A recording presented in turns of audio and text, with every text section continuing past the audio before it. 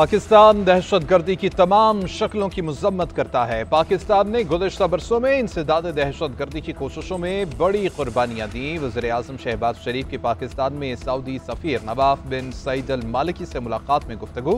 कहा, बगैर सबूत पहलगाम वाक़े को पाकिस्तान से जोड़ने के भारतीय इल्ज़ामात मुस्तरद करते हैं।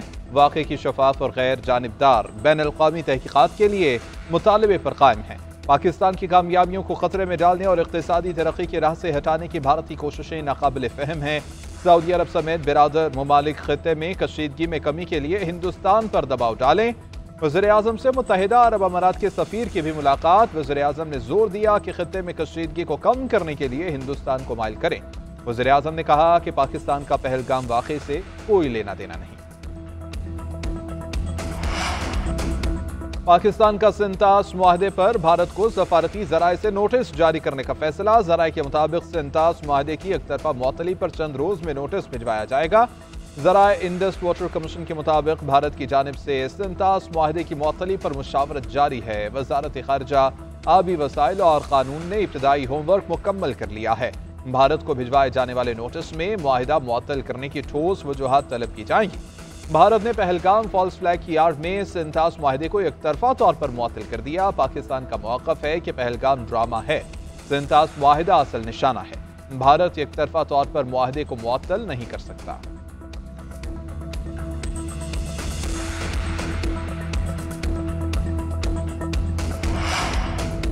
सलामती काउंसिल के सदर का पाक भारत कशीदगी पर तशवीश का इजहार। पाक भारत कशीदगी पर जल्द हंगामी इजलास बुलाने का इंदिया भी दे दिया। कहा कि पाक भारत कशीदगी के हवाले से सलामती काउंसिल का इजलास जल्द बुला सकते हैं। सूरत हाल का जायजा ले रहे हैं। मुख्तलिफ ममालिक पाकिस्तान और भारत से राबिते में हैं।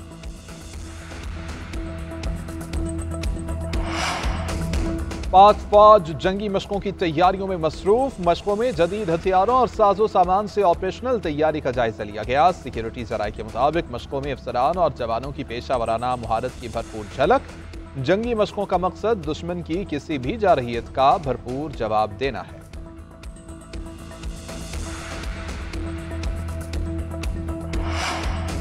वज़ीर ख़ारिजा इसाक डार का डेनमार्क के वज़ीर ख़ारिजा से टेलीफोनिक राबिता। भारत के बेबुनियाद इल्ज़ामात और इश्तियाल अंगेज़ इक़दाम से मुताल्लिक़ बातचीत। इसाक डार ने कहा कि भारत का सिंतास मुआहदे को मुअत्तल करना मुआहदे और आलमी क़वानीन की खिलाफ वर्जी है। डेनमार्क के वज़ीर ख़ारिजा ने कशीदगी पर तशवीश का इजहार किया। नायब वज़ीर आज़म इसाक डार का पैनामा के वज़ीर ख़ारिजा के साथ टेलीफोनिक राबिता। पैनामा के वज़ीर ख़ारिजा ने दोनों फ़रीक़ैन को तहम्मुल का मुज़ाहिरा करने पर जोर दिया।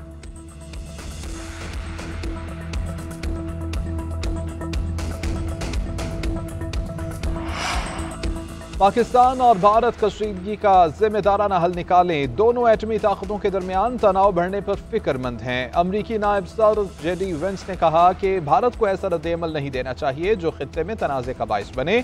दोनों मुल्कों के साथ राबिते में हैं। तर्जुमान अमरीकी महकमा खारजा टैमी ब्रूस ने प्रेस ब्रीफिंग में कहा कि दोनों ममालिक से जिम्मेदारी से मसला हल करने का कहा है। दोनों ममालिक ऐसा हल निकालें कि जिससे खित्ते में अमन बरकरार रहे। हम खित्ते की सूरत हाल का मुसलसल जायजा ले रहे हैं।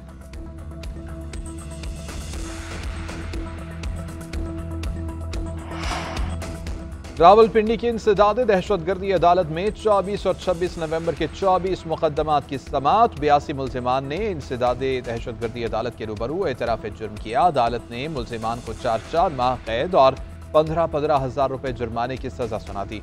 मुल्जिमान ने अपने बयान में ये कहा कि वो अनपढ़ है। मकामी क़यादत के कहने पर यह सब कुछ किया है। अदालत ने गैर हाजिर मुल्जिमान और जमानत वाले मुल्जिमान की दरख्वास्तें भी खारिज कर दी। सुप्रीम कोर्ट ने पीटीआई सेनेटर एजाज चौधरी की जमानत मंजूर कर ली। एजाज चौधरी को 1 लाख रुपए के मुचलके ट्रायल कोर्ट में जमा कराने का हुक्म। स्पेशल प्रोसिक्यूटर ने कहा कि एजाज चौधरी ने लोगों को उकसाया और साजिश का भी हिस्सा रहे। जस्टिस नईम अख्तर अफगान ने रिमार्क्स दिए कि एजाज चौधरी के खिलाफ केस इतना ही मजबूत था तो फौजी अदालत में लेकर जाते। वैसे भी तो 600 लोग फौजी अदालतों में लेकर गए हैं। जमानत को बतौर सजा इस्तेमाल नहीं किया जा सकता। 9 मई मुकदमा में पीटीआई रहनुमा हाफिज फरहत अब्बास की भी जमानत मंजूर। जस्टिस नईम अख्तर अफगान ने रिमार्क्स दिए, तफ्तीश मुकम्मल हो चुकी, चालान भी जमा हो चुका, अब गिरफ्तारी क्या करनी है, बस कर दें, अब कितना घसीटना है। सुप्रीम कोर्ट ने मखसूस नशस्तों के फैसले के खिलाफ नजर-ए-सानी केस की कॉज लिस्ट जारी कर दी है। जस्टिस अमीनुद्दीन खान की सरबराही में 13 रुकनी बेंच 6 मई को समाअत करेगा। जस्टिस जमाल खान मंदोखेल, जस्टिस मोहम्मद अली मजहर, जस्टिस आयशा मलिक बेंच का हिस्सा, जस्टिस हसन अजहर रिजवी, जस्टिस नईम अख्तर अफगान और दीगर भी बेंच में शामिल।